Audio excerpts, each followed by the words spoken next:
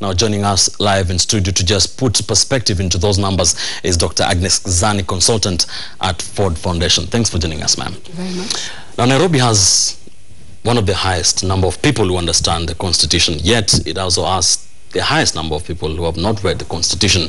How and why is that? This is because our focus, and this study was conducted by the IFP Alumni, which is a group of members who received scholarship from the Ford Foundation, went out to study, and they've come back and like to have an impact on the society.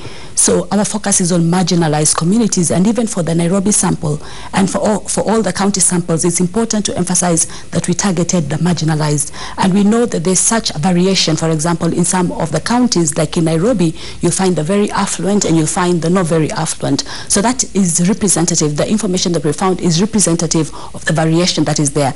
But it also means that we can't take for granted, because the project really targets finally getting to these communities and filling that information gap.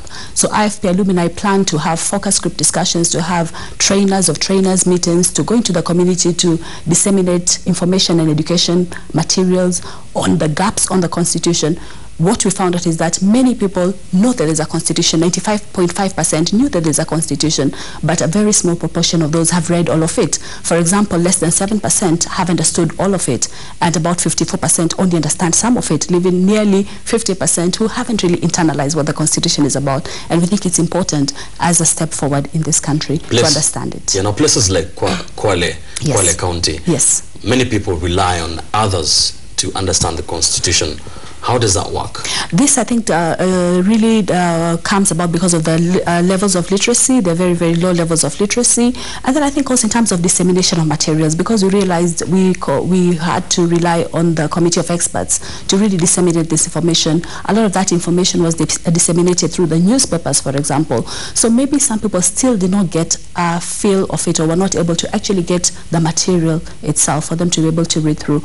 Again, also we have gender roles, and we have many of the women really focusing on the work that they do. So we found that most of the women are the ones, for example, who relied on information from others rather than reading the information themselves from the Constitution. How well do such people understand the Constitution? That is what we worry about, because some of them were not able to fully understand it. We find most of them were able only to understand it after it had been explained to them by others, and we really don't know what that explanation is. In fact, that explanation might entail a lot of distortion that in the end of the day does not augur well. We're saying that for people to be able to participate, especially members of marginalized communities, they need to understand what that Constitution is all about. For example, they need to know that county barazas, county assemblies are going to be held in public, and that they should be able to participate. They need to know, for example, that members in the diaspora should be able to vote. They don't know about that. When it comes to the county and it being the basis of the devolved government, they're not coming through as having internalized that information. For example, they're thinking that the basis of such devolved government is the province or even the district, which is not the case for the Constitution. Now, according to the survey that you've done, where the places have been able to reach, Kenyans, the way they have been able to understand the Constitution so far, how has it changed their daily lives? How has it changed the way they think or the way they view life? The study focused on trying to identify the gaps, and hopefully in the future having these gaps enable them to be able to participate effectively.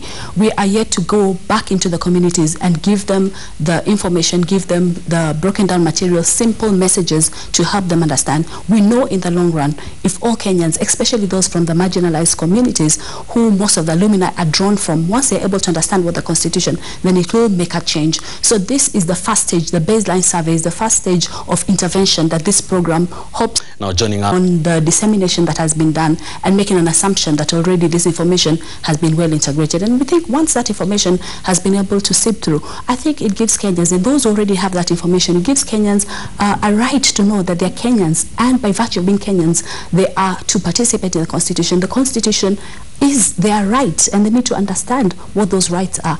Before they are enabled to participate effectively, they need to understand what those rights are. For those who have already understood, we're already seeing changes. We're seeing people who are going to court, for example, and saying, my constitutional right has been breached, and they're able to stand up for themselves. Which is a good thing, right? Which is a good thing, because then we're going to hold our politicians accountable. We're going to be able to say, for example, the power to recall the ministers, the members of parliament, which is still not known to some of the members in various communities, but they'll be able to to actually activate it. A law is just a law until you bring it into effect. And this project is really about trying to bring the law into effect as effectively as possible. Now, you've been part of the survey. Yes. Those numbers may not mean much to many Kenyans. Yes. Can you just give us an overview of how well, how you've judged it? How well do Kenyans understand the Constitution, just generally? We try to break it down at different levels. We broke it down in terms of occupation, for example, and we found that there was a positive correlation actually at point 2 with a Tyndall Tau correlation, which reflected that as occupation improved, so the more occupationally privileged people, meaning also the educational background was higher, understood the Constitution better. We broke it down again according to age, and we found a negative relationship at point 1, -1, which showed that as age increased, understanding of the Constitution. Last question, Dr. Yes. It's almost 2 years since we promulgated the new Constitution, or the Constitution. It's not new anymore. Yes.